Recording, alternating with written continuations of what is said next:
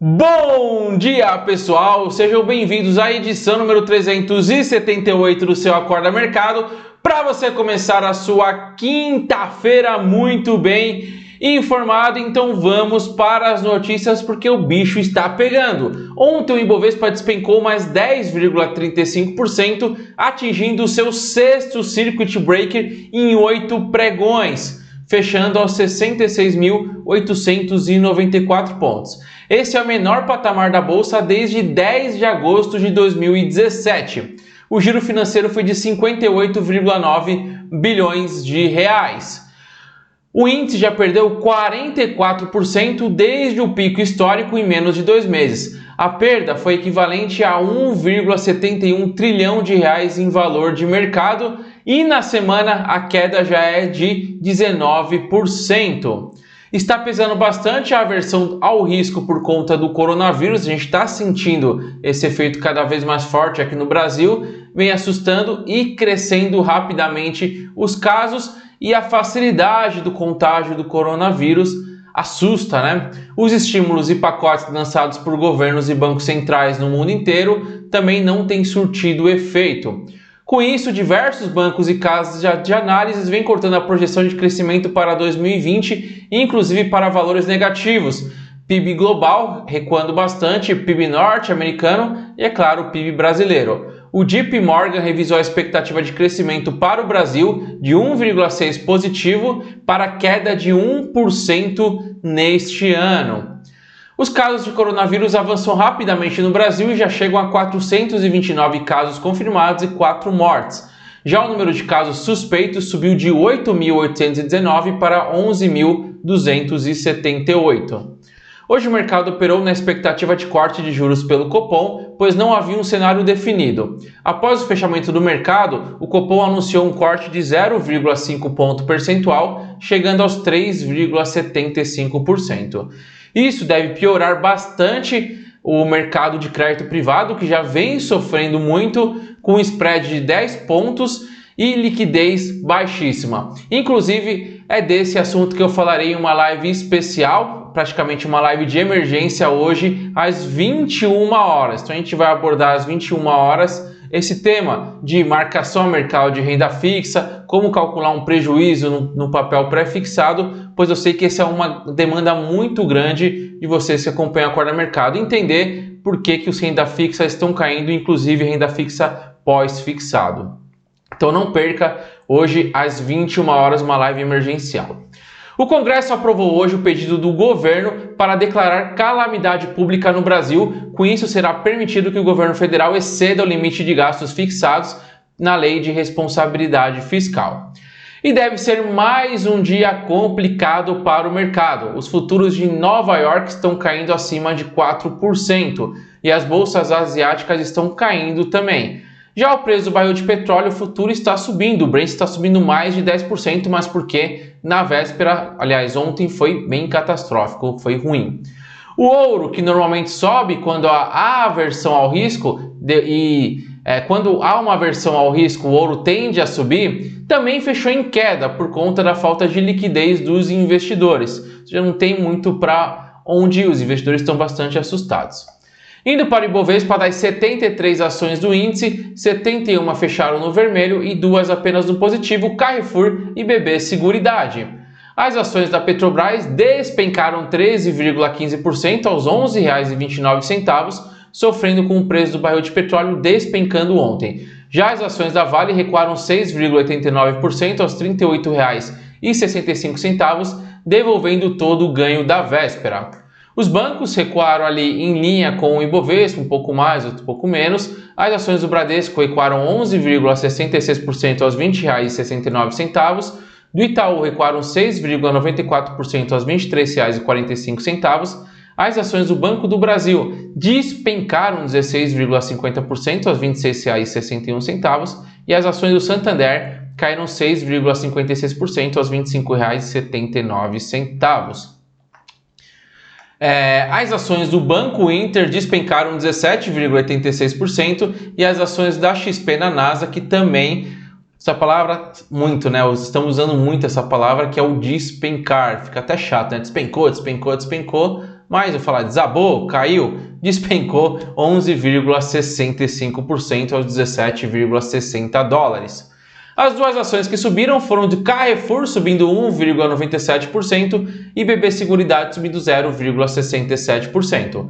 Já as maiores quedas foram das mesmas que vem sofrendo muito. As ações da Smile despencaram 37,80%, seguida pelas ações da CVC despencando também 34,77% e Azul despencando 32,04%, depois vem a Gol, Via Varejo, enfim, as ações estão sofrendo bastante. Na B3, as ações que mais subiram foram da Mercantil do Brasil Financeira, disparando 18,69%, e a maior queda foram das ações da Smiles. Os mercados globais viveram mais um dia de forte volatilidade, aversão ao risco ontem, reforçando a busca pela proteção da moeda americana em todo o mundo. No Brasil, essas preocupações foram reforçadas pela expectativa com a reunião do Copom e também por um questionamento sobre o cenário fiscal do país, à medida em que o governo começa a anunciar medidas para responder ao choque causado pelo coronavírus. Ontem a alta foi de 3,79% aos R$ 5,19. Já o euro subiu 1,26% aos R$ 5,57. Momento de incertezas em relação às perspectivas para a situação fiscal no Brasil se somou às imprecisões em relação a medidas do governo para driblar o impacto do novo coronavírus e detonou uma disparada nas taxas de juros futuro, mais uma vez que atingiram os limites diários de oscilação no pregão de ontem. Tudo isso tendo lá como pano de fundo ainda a grave turbulência nos mercados globais, afugentando os investidores de ativos de risco. Então, o DI janeiro de 2021 subiu de 3,61% para 4,18%, enquanto o DI janeiro de 2025 subiu de 6,57% para 7,82%.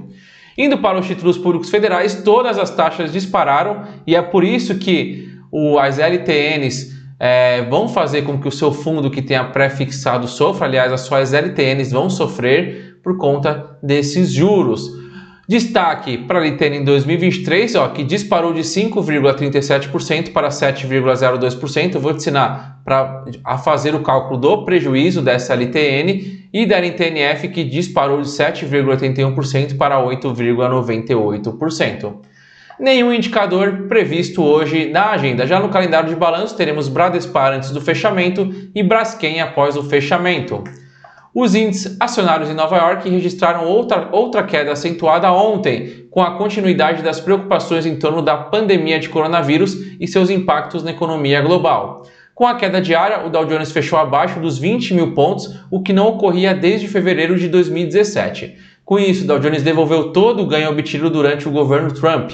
Os investidores temem que a crise desencadeie uma quarentena prolongada em vários países, potencialmente levando a inadimplências não apenas nas grandes corporações, mas principalmente das pequenas empresas que podem ter dificuldade em sobreviver a uma queda acentuada nas receitas nos próximos meses.